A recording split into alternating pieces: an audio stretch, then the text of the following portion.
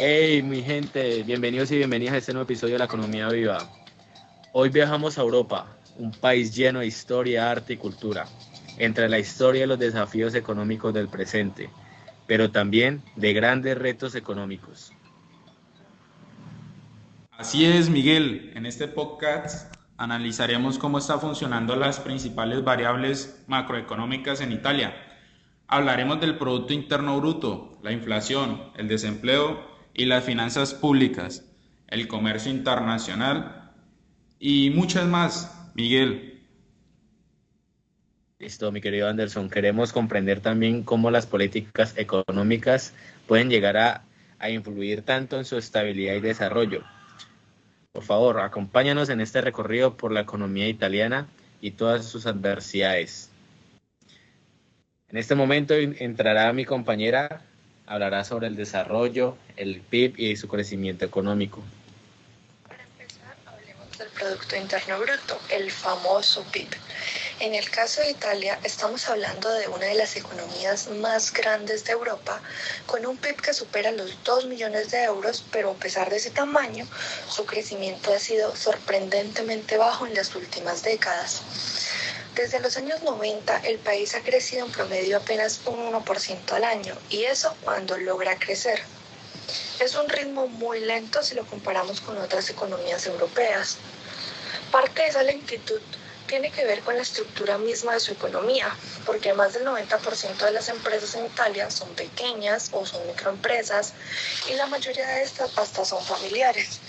Entonces dificulta mucho que se pueda innovar, expandir y competir a gran escala.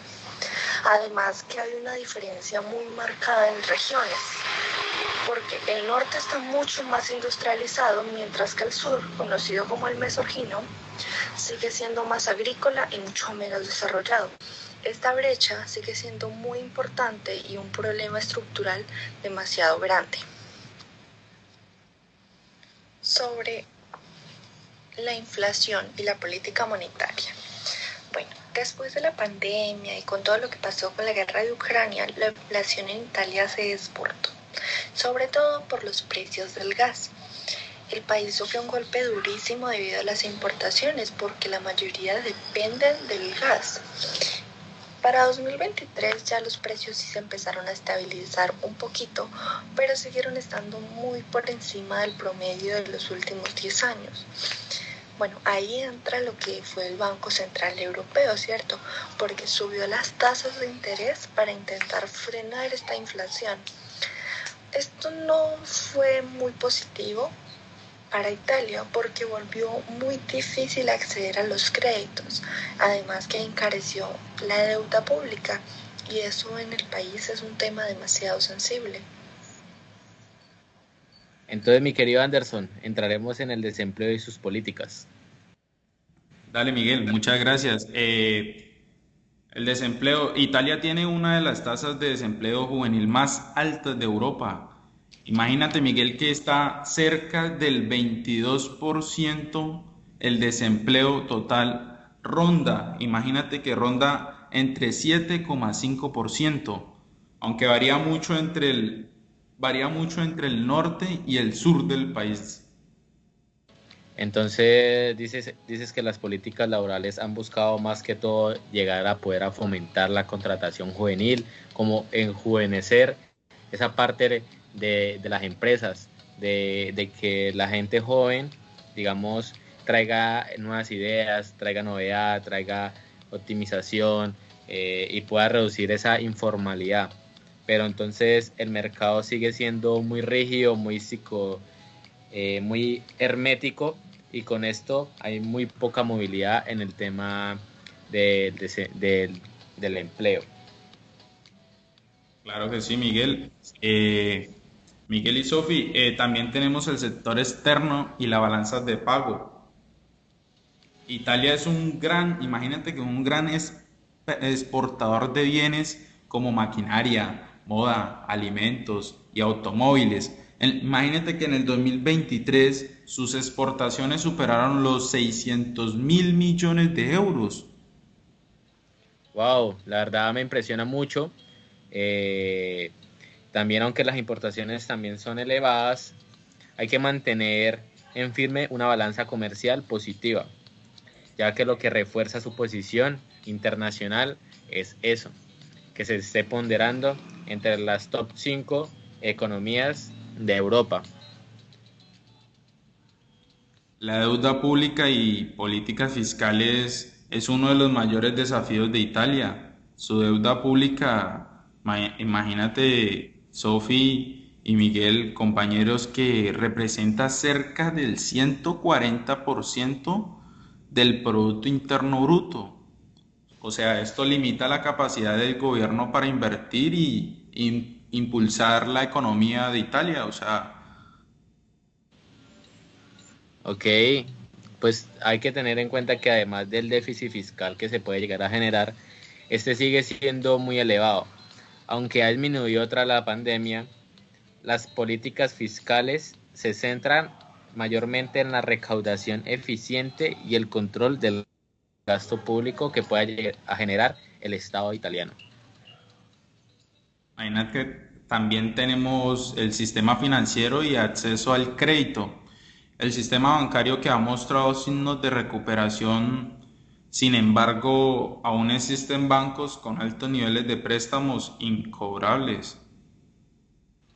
Entonces dices que el acceso al crédito ha podido mejorar para las grandes empresas, pero las pequeñas siguen enfrentando esas barreras significativas, ¿sí? Entonces hay como una polarización entre qué le conviene al Estado y qué no le conviene. Digamos, incrementar su capital en grandes empresas, en el sector manufacturero, en el sector y descuidar, digamos, sectores primarios o sectores, digamos, más pequeños. Entonces lo que hace eso es básicamente limitar toda, digamos, la infraestructura de las empresas en Italia. Claro que sí, Miguel, ya que hablas de los sectores, imagínate que la inversión extranjera y el entorno empresarial, Italia trae inversión extranjera principal en sectores como lo decía su merced, en el tema manufacturero, también en la energía, el turismo. No obstante, la burocracia y la inestabilidad política generan incertidumbre, que es lo que pues eso obstaculiza a muchas personas. Ok, entonces básicamente en el ranking de facilidad para hacer a negocios, los italianos han mejorado considerablemente, pero aún así está rezagada frente a países como pueden ser Alemania o Países Bajos, puede llegar a tener similitudes con Francia.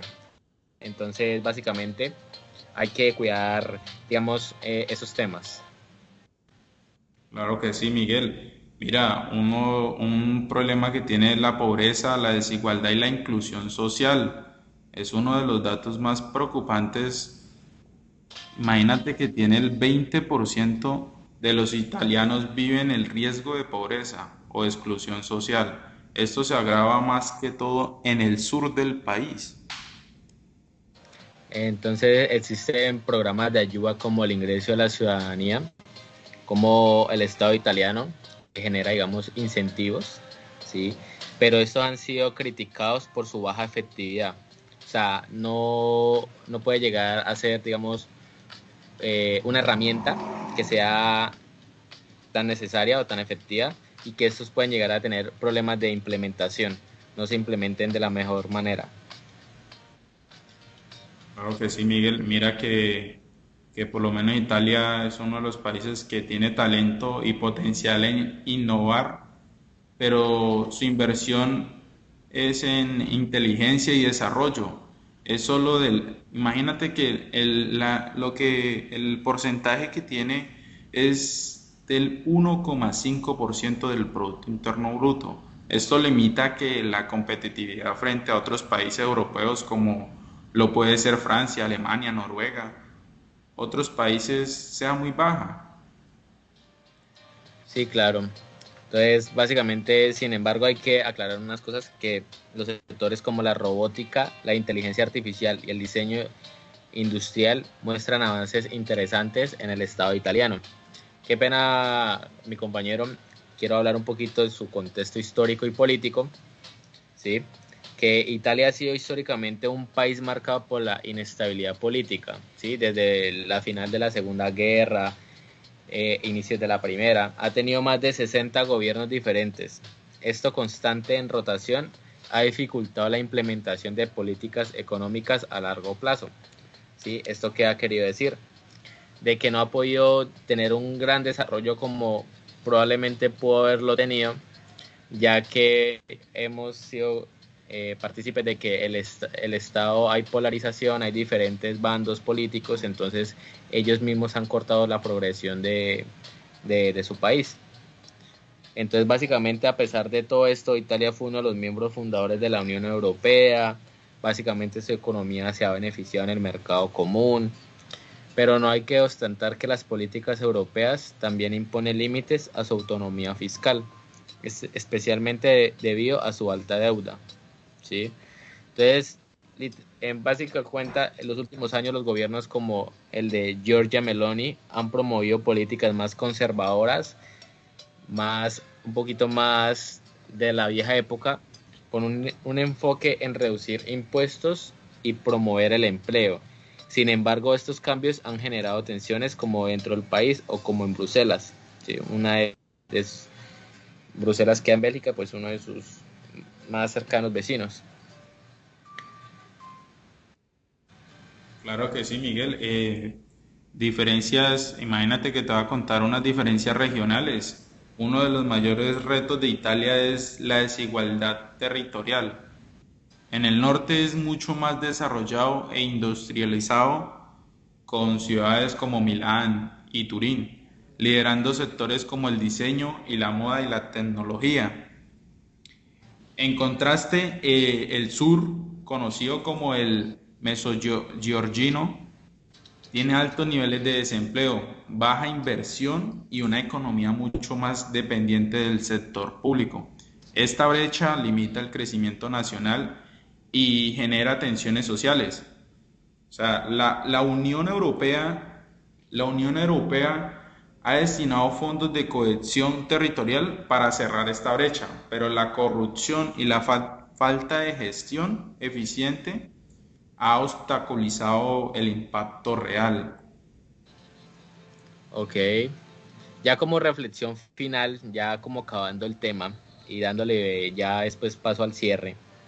Italia es uno de los países con enormes fortalezas, ¿sí? Desde los inicios de la humanidad, pero también con desafíos estructurales que han frenado su crecimiento. La baja productividad, la deuda pública que se ha generado, el desempleo juvenil que viene generando en estas últimas décadas, son temas que exigen atención urgente, son problemas ya que se ven que va a pasar de generación, ¿sí? Entonces las políticas económicas han sido claves para sostener la estabilidad, pero también es necesario tener un poco de innovación, optimizar y reformar para lograr un desarrollo más inclusivo y sostenible.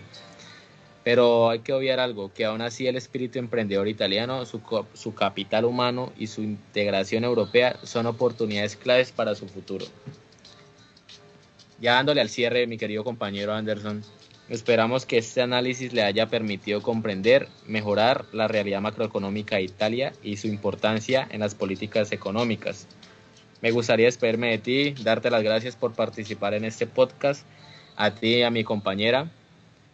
Y como escucharon, mi gente, gracias por acompañarnos en Economía Viva. Hasta el próximo episodio.